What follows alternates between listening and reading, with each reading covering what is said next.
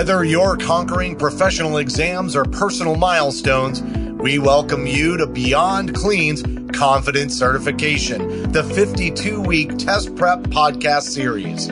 With expert insights, actionable tips, and engaging discussions, we'll break down the toughest concepts in sterile processing and build your confidence every step of the way. Join host Sarah B. Cruz as she embarks on a mission to help you not just prep for tests, but craft your success story. And now your host, Sarah B. Cruz. Hey everybody, and welcome back. This week we are going to be talking about study styles. And when we talk about study styles, I literally mean, what is your je ne sais quoi with how you crack open a book? How do you hold your flashcards? Are you a sneakerhead? Are you the kind of person that likes a blue boo font or a reusable cap? Yes, all of these play into style and how you effectively retain information. And joining us today is, of course, our work BFF, Mr. Bobby Parker. Hey, Bobby, thanks for coming back and hanging out with us.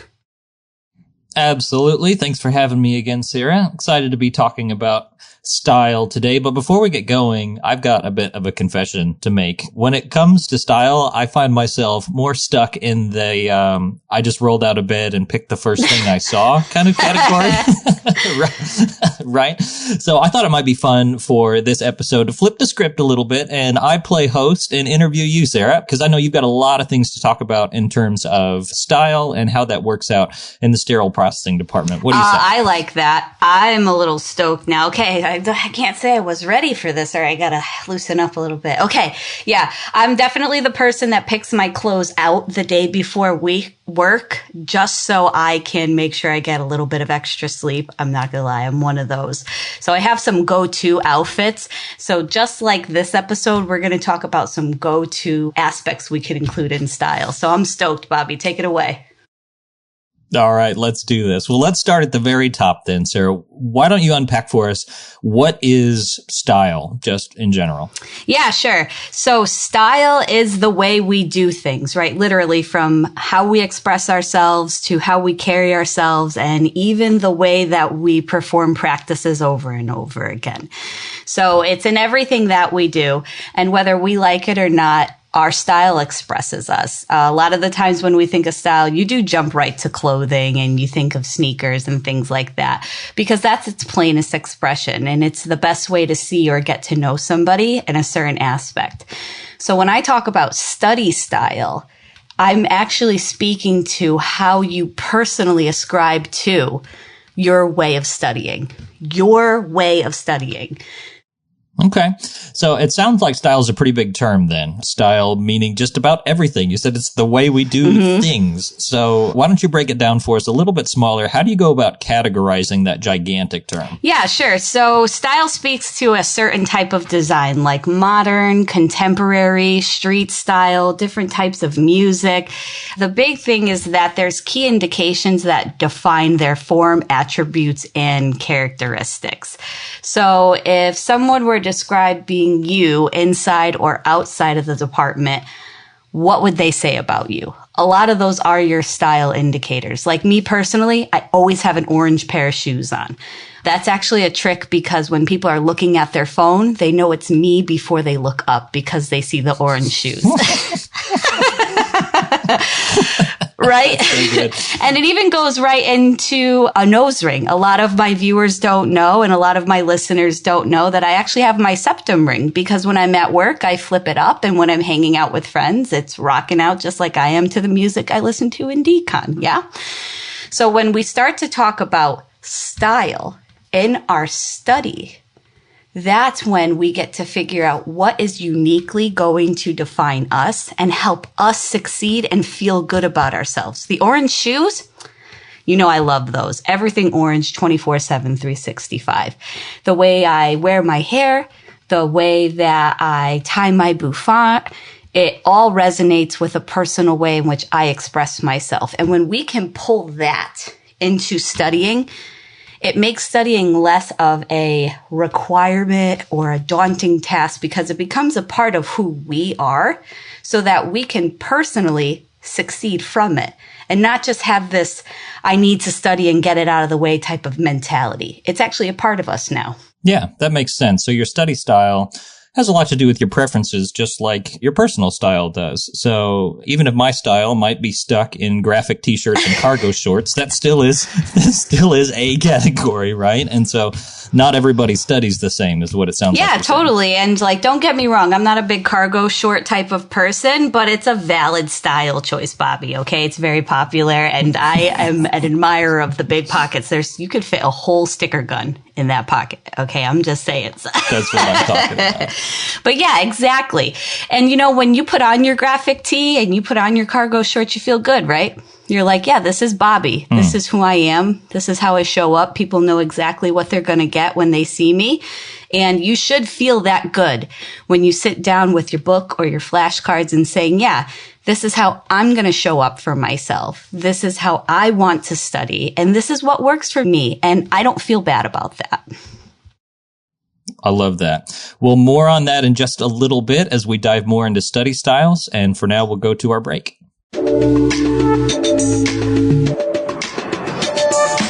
It's time for our mid-episode confidence boost, where we focus on a key sterile processing test concept. Now, there's no guarantee that these concepts will be on the test that you take, but they are key concepts to the workplace and discussed in the literature. Today, we're going to cover biological challenge packs.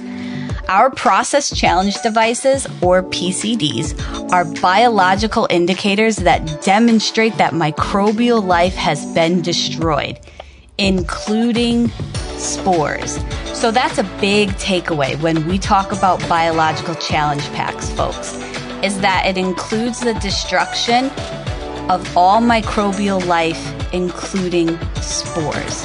Okay?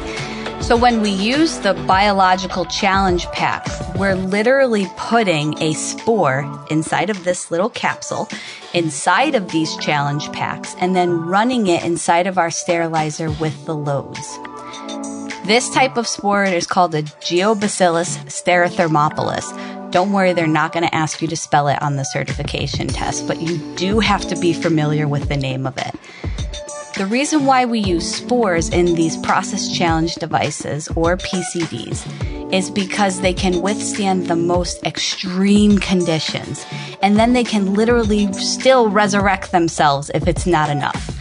So if our sterilizers can destroy Geobacillus stereothermophilus, then any lower level microbial life doesn't stand a chance. Now, we're putting biological challenge packs in a load that contains implants. An implant is a medical device designed to stay in the body for at least 30 days. That's an FDA description. Now, in some facilities, they do process challenge device monitoring every load. So it's going to be important that you understand your hospital's policy on biological challenge packs and when you're utilizing them. Regardless of the frequency, lot number and load monitoring is important when utilizing this pack. It is essential that you list them and that you run them properly in the load. Now, biological challenge packs are part of your verification and validation process for your autoclaves. You must run process challenge devices after major repairs, your steam line's been shut off, and before you start running your loads for the day. Now, when you run a biological challenge pack, it must be placed on the bottom rack of your autoclave truck over the drain. Now, if you ask sterile processing professionals, they might say in the front of your autoclave rack, towards the front of it. And that's because their drains are at the front of their sterilizers. So be sure you understand where your drain is before you just place a biological pack in the front of your autoclave truck. It might be in the center. And the reason why we're putting our biological challenge pack over the drain is because that is the most difficult spot to maintain your time, temperature, and pressure needed to destroy microbial life. That's going to conclude our mid-episode confidence boost. Don't forget, pass that test with confidence.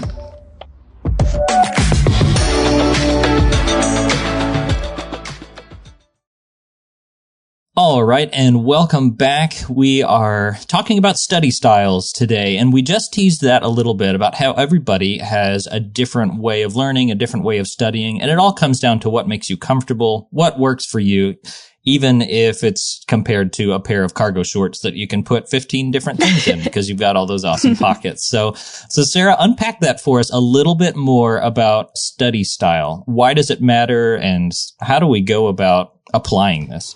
Yeah, sure. So once we've kind of accepted or come to terms with the type of individual that we are and the way that we need to study, it makes the process not just identifiable, but frankly, a little bit easier to get through. Because I don't know about you, Bobby, I could really care about the subject and I still don't want to study. Studying stinks. Like, let's just be real, right?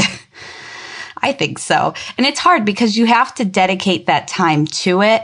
And as somebody with attention deficit concerns and memory retention issues, any amount of time I have to sit, especially without a reward at the end of it, forget about it. Like, it's not, we're going to be reading the same page over and over again if I can't identify with what I'm doing.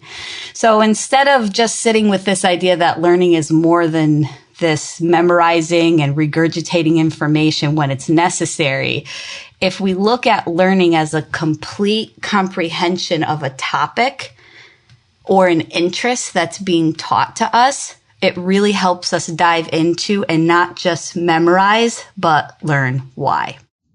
That makes a lot of sense. And it gets back to the topic of cement mixer studying, of just like cramming a bunch of facts in to dump it out. It's not very useful. It doesn't help you as a person. It might get you a good score on a test, but it's also not very fun. So finding ways to get personally invested in the material that you're studying and giving yourself the time to be able to absorb it entirely instead of just memorizing a bunch of facts. So exactly. Yeah, that makes a lot of sense. Exactly, Bobby, because this idea that we completely comprehend everything we need to before we take the test is a limiting belief. We have to stop thinking that once we've studied everything we needed to study for our certification test, we're just done with understanding everything. Sterile processing is constantly evolving. It's constantly growing. As the need for our patients evolves, so do the equipment and so do we as professionals. So if we shortchange that studying experience to really understand the foundation, when it comes time to evolve with our industry and our profession, we won't be able to, because we'll have to go back and almost have to remember what we had studied in the first place.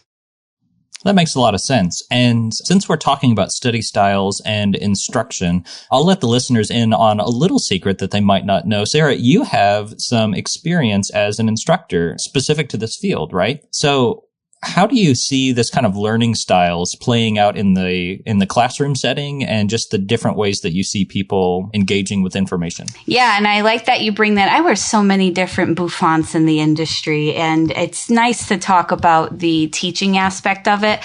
So fortunately, I am an educator in my full-time role, and I'm also an instructor at my local community college. Now, the program at my local community college is 100% online, because it came about during COVID. So we only really had the opportunities to format that online. And listen, a 4.5 hour long class with like a half-hour break. So you got 2 hours and then 2 hours of me just talking about glutaraldehydes. Like, come on. I'm interesting, but listen, if I talk about OPA Sidex for more than 15 minutes, people are like, oh my God, I'm never doing high-level disinfection ever again. You know what I mean? So yeah, I don't know if anybody's charismatic enough to overcome glutaraldehydes for 2 hours. No, listen, not at all. So it's important that we take these different styles and we incorporate them into the curriculum. It's my responsibility as an instructor and an educator to not just teach you the way that I like to teach, but to make sure that you're learning the way you like to learn. And I think that's what happens a lot in these sterile processing facilities, where most people like to learn hand over hand, see one, do one. And most people like to teach that way, like watch me do it and then you do it. And then they don't understand why the same outcome isn't happening. So just because the way we deliver it is the way we want to learn it, we have to make sure that all the different styles are taken into consideration to make sure that that retention is there, and we're not forcing someone to remember it the way we would. That's really helpful, particularly for our educators out there who might be listening to this, to figure out how they could help give confidence to new technicians. But let's look at it from the other side as well. Say you are a technician, you are getting some instruction either from reading the book or going to a class or maybe listening to this podcast, I don't know, and it's just not clicking, not connecting. What should that person who's kind of in the weeds of studying and really suffering through it, what should they be doing to try to help, turn things around for themselves? I hate to say it, but active learning is so important when you're studying for your certification tests or even training on the job, because you'll notice that I like to say I'm going to help you get tools to study. I don't believe in tips or tricks because that's all they are. They're just short little one-trick ponies that, will get you what you want, but they may not get you what you need in the future. So if you learned a bunch of tips and tricks for addition and subtraction, when you go into your pre-calculus class, those tips and tricks, pre-calc is going to destroy anybody. I don't care what anybody says. It's terrible. I barely got through geometry with all the shapes. But if you don't have good, solid tools in place, you're never going to make it through that more robust learning that this foundation, our certification, gets you ready for. So I speak a lot to encouraging people who are studying to actively learn. Become involved with what you're studying by, of course, figuring out what your study style is, instead of condemning ourselves for having to reread a page over and over again. Active learning, when you're doing it right, helps you actually be involved in your studying. It might actually make you enjoy it, right? So if you're sitting there and you're rereading a page over and over again, that is actually the indication that however you're doing it's not working. Why are you shortchanging yourself for that? You know what I mean? Why are you setting your own personal view on a study style that doesn't work for you? That's right. So why keep going after the same thing again and again, expecting different results? And I have been there. Yeah, insanity. Mm-hmm. Yeah, and I have been there trying to read through some material that either I was not in a state of being able to learn just physiologically because I was too tired, or it wasn't something that I was personally engaged with, and get done reading a page and wonder, what did I just read, and have to start back over again. And so that may be you looking at the certification tech manual and say, what is all this gobbledygook about disinfectants? And you need to find another way to engage with it. So you talked about active learning. How specifically do you apply that? If you've persuaded somebody, okay, I need to be more active with my studying, what steps should they take to try to engage with it more? Okay, so the first step is actually admitting you have a problem, right? So that's the first step. So if everybody's telling you to use flashcards and it's not working for you, just tell them to stop suggesting flashcards. It's not working for you. And another really big part of active learning is advocating for yourself. So especially in my educator role, when I'm saying hey, can you tell me where the fire exits are? And they're like, no, I can't tell you, but I can show you. That's a form of advocating for yourself. No, I can't repeat back the information to you, but I can show you, probably because I'm a visual learner. So a lot of the times incorporating the instructional method that engages us in the learning process has to do with admitting that the way we've been doing it is probably not working for us, and then advocating for ourselves to receive that information. So a lot of the times as an instructor, I'll actually follow up and say, hey, is everybody with me? And then everybody turns their cameras on because they're not with me. You know what I mean? So everybody turns their cameras on and I'm like, what do you guys need right now? I was like, because we have about 100 slides left to go through. And we're about 2 hours in. How about we take a half-hour break? Do you guys want to watch a video? I found a great video on a total knee surgery. Do we need a break? So a lot of the times it's arming individuals with the ability to advocate for what they need to stay engaged and listening to them, which can be very hard when you have to listen to yourself and say, I need a break. I got to step away from the book for a second. That's really good advice. And also kind of hidden in there is some really good advice for our leaders as well. Rather than having the standard set of competencies and a training packet that you go through with the same rigid set of steps for every individual, maybe there's value in sitting down with a new hire and asking them the question, tell me about the way that you prefer to learn, and trying to incorporate that in some custom way into their precepting, into their training program. Now, you still need to get that competency filled out and have all your documentation in order, but that sounds like a really valuable thing a leader could do with their technicians. And maybe if you're listening and again, you're rolling your eyes and saying, that's not the norm, Bobby, like you have not met my boss. What harm is there in asking and going and saying like, hey, I'm really struggling with this aspect of my learning, particularly in this one assignment of the department. I prefer to learn in this other way. Can you help me think of some ways that I could get some practice in sterilization where I'm going to melt fewer sticker guns because this isn't sticking? And that should be a safe space to have that conversation. So I just want to point out the pun, because this isn't sticking in the sticker gun. That was good. See, this is why Bobby's my work BFF, everybody. He just gets me. All right. And let's speak to the professional who isn't in a sterile processing facility yet, because keep in mind, you are still part of this industry. You are still the future of sterile processing. If you're in school, you're self-studying, and you're trying to get your first position, we appreciate you, and we appreciate how much work you're putting into joining us in the fight against microbials and the advocacy for patient safety. So if you're not in the facility yet, you can still make active learning a part for you, and including advocating for yourself.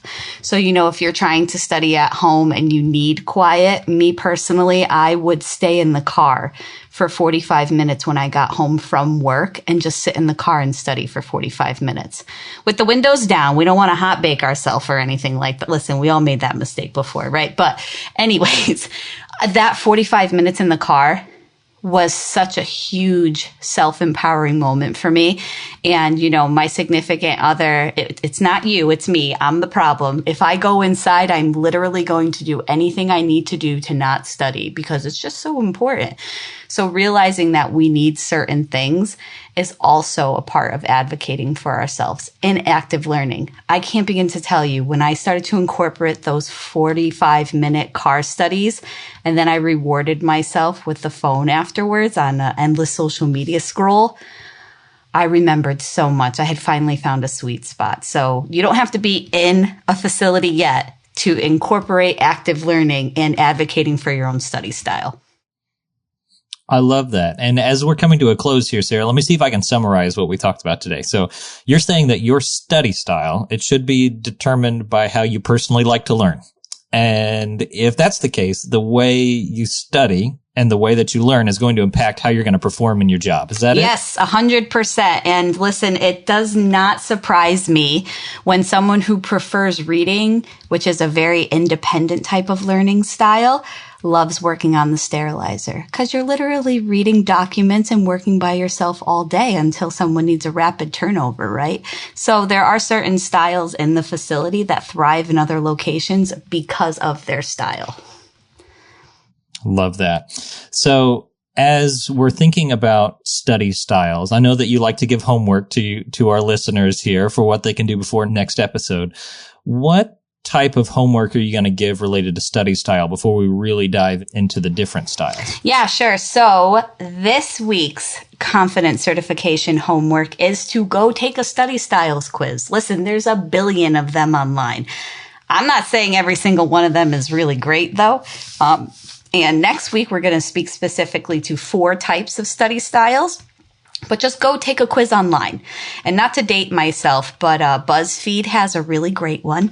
Yes, I am in my 30s and I really like BuzzFeed, but I digress. Grab on there, go ahead, take a look, take a study style quiz and write down what you get and read into it a little bit. Maybe do a deeper Google search to figure out what that actually looks like for you. And then bring that back, because in our part 2 that we talk about next week, I'll actually be going into the 4 types of study styles that may or may not resonate with you. I think that advice is perfect as people start engaging with their study styles as we get ready to talk about the 4 different types of study styles. Sarah, thanks again for having me on the show and for agreeing to switch it up for a change. Let's put you in the hot seat for once. Yeah, definitely. Thanks, Bobby. And work BFFs, we get it done because that's what we do. Yeah? That's right. And that's going to do it for this week's episode. For more sterile processing education and resources, make sure to visit beyondclean.net or follow Beyond Clean on Facebook, LinkedIn, Twitter, and Instagram. And don't forget to check out over 1,000 SPD-related videos at youtube.com/beyondclean. If you have any questions or comments for the show, you can reach out to info@beyondclean.net. Finally, make sure to download the Beyond Clean mobile app on the Apple and Android app stores so that you don't miss a future episode of any of the other awesome Beyond Clean podcasts. My name's Sarah B. Cruz, and you've been listening to Confidence Certification. Until next time, keep fighting dirty and pass that test with confidence. The views and opinions expressed in this podcast series are of Sarah B. Cruz only and do not represent the companies she works for or collaborates with.